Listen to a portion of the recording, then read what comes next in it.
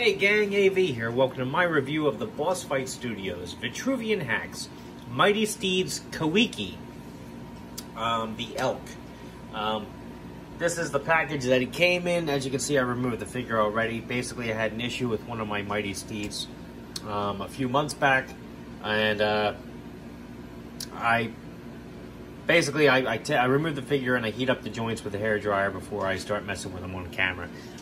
Long story short, I do recommend that you start doing that yourself.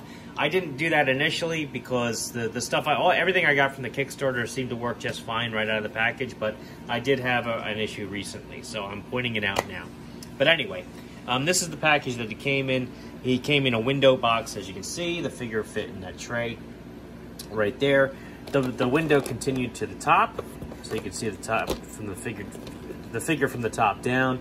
On the side, you can see a couple other figures that were also available. On this side, you can see Kawiki himself, as well as a couple others. On the back, all the figures that are currently available at the Boss Fight Studio store, as well as all the accessories that you can also get, namely saddles, wings, armor, etc., etc. There's some legal stuff there on the bottom, and that's about it for the packaging. Here is Kawiki himself. But before we have a look at him close up, we're going to have a look at his display stand, which has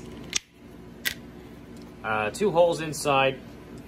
It's about an oval shape, about 5 inches long. The 2 holes, you can see through one of them. Not really sure what that one's for. The stand, the support arms are meant to be used with this indented piece right here. Basically, you can get 2 support arms, one short and one tall. This one's for like a standing still pose, whereas this one is meant for a like a rearing up, like he's about to kick you in the face kind of pose. They're made of kind of a flexible plastic, but not that flexible. I mean, it's rigid enough that if you apply too much pressure in the wrong spot, these are going to get stress marks or break. So what I suggest that you do when putting these into the figure space is you take your fingers as close to the ball joint as you can and apply your pressure right there to the base itself. It holds securely. You can get it in whatever pose you need it to be in for your display. And the same could be said for when you remove it. You just hold it and pull it out right from the base. Same could be said for this one, which, believe it or not, gives me a little bit more trouble, the short guys, but whatever. Very posable. But as you can see, he can support his own weight on his own, at least right out of the packaging. Maybe after some time, if his limbs loosen up a little bit and you just have the weight of a figure on top of him, we'll see.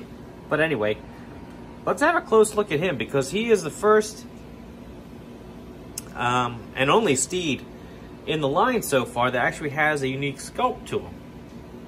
Basically, the antlers, the head, the neck, the collar, and the hooves are all unique sculpts, as well as the tail too. I missed that. Basically, it's just the core body itself that's the same. Everything else is new tooling, so that it's awesome. And they did a really good job with this. Nice carved, molded fur detail for the neck as well as the collar. The head looks especially nice. Mine actually has a tiny little paint blemish there, but we're not going to hold that against it. It's like a beauty mark, you know. And anyway, got a unique tail, and the hooves are unique too. They actually have like a dew claw kind of thing in the back, as well as they're actually a little bit longer than the regular hooves. I will do a side-by-side comparison with another one of the Mighty Steeds at the end of the review, but I just wanted to point out his differences, all the unique sculpting now. I like the paint scheme on them too.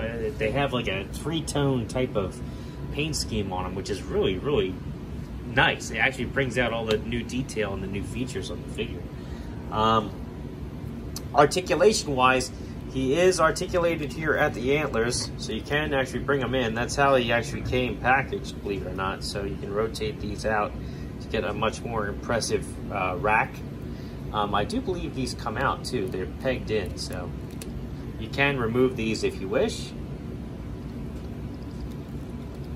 They just peg right back in there. His head is on a ball joint, which enables you to get a little bit of a twist from side to side to get some expression out of him.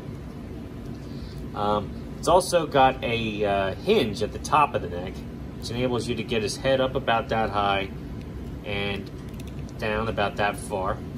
He's got a ball joint here at the base of the neck, which enables you to get a good range of motion there. Legs can go up about this far, back about that far. They can spread out about like that, and they can go in too, about that far. Up here, at the elbows, for lack of a better term, do a full 360-degree rotation there. They can flatten out, as well as they can bend about 90 degrees. The hooves can do a full 360-degree rotation. They can go forward about that far and back about that far.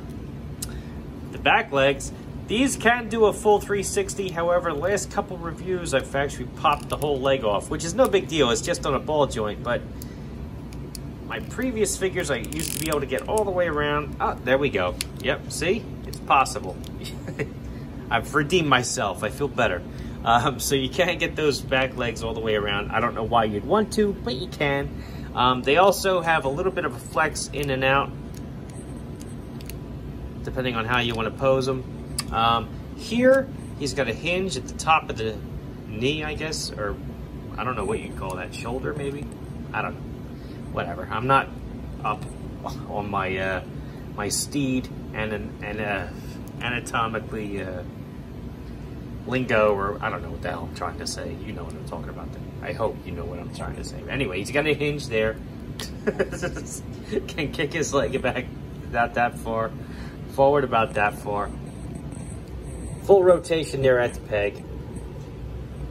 He's got like a molded in knee cap right here. So you can't do a full 360-degree rotation with the leg bent. However, you could do it with it straight. He can kick his leg back forward about that far, and again, flatten out because of that kneecap thing.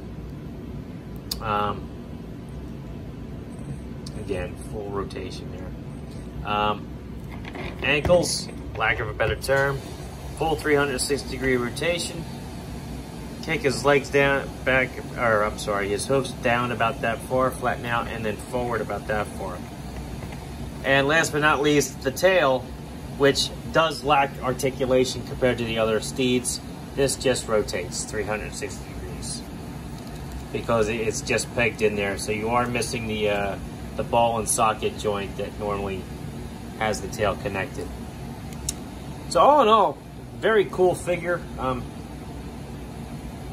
Let's do some size comparisons now, and even a side-by-side with one of the other steeds. I still have Goldie nearby from a previous review, so you can see how they measure up next to each other.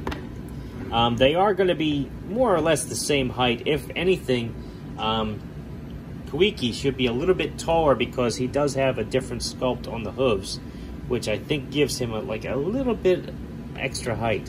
Not to mention the rack on his head also.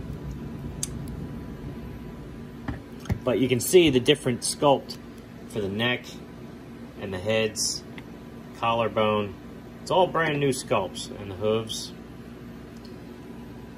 They did a good job with this. I'll be honest, I was a little on the fence getting my Kawiki. I really didn't think I wanted one for my my elves, but I'm glad I have them now. I really am. I'm not sure which elf I'm going to have on him, but I am glad that I got him. Speaking of figures, here he is next to a vintage G.I. Joe figure, Snake Eyes. I would sit Snake Eyes on top of there, but he's old and the T-bar will probably break if I tried to do that, and I don't want that to happen. Here he is next to a vintage Star Wars figure, Luke.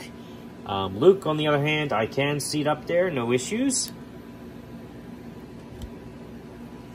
Looks pretty good up there.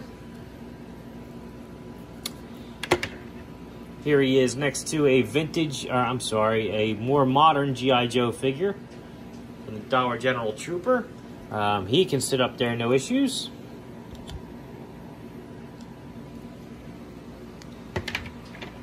Here he is next to a Boss Fight Studio Blank.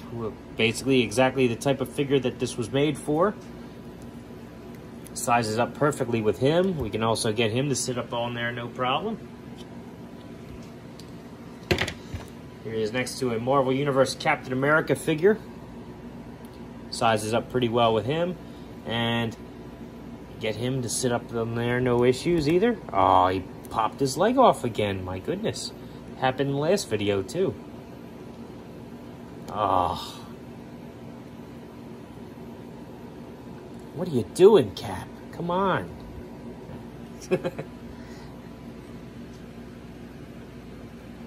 Alright.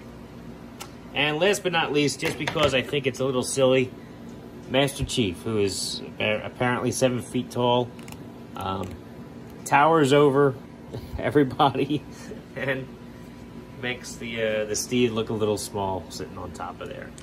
But all in all, it's a great figure, great sculpt. I really think they did a great job on this. Antlers, the hooves, I didn't realize that they went to such an extreme with the sculpt on this thing. Looking at the pictures, I didn't realize even the hooves were different. So they really did a great job. I mean, I genuinely feel like I'm getting a new type of figure by buying this guy. It's not just a repaint like a lot of the other Steeds were. Not to put them down. I mean, I like diversity in the line, but anyway. Great figure. If you can get them at a reasonable price, I do highly recommend that you pick one up. If you like this video, check out my channel. I have a whole bunch of other 1/18 scale videos up there for you to check out. If you like what you see there, then please subscribe, and as always, thanks for watching.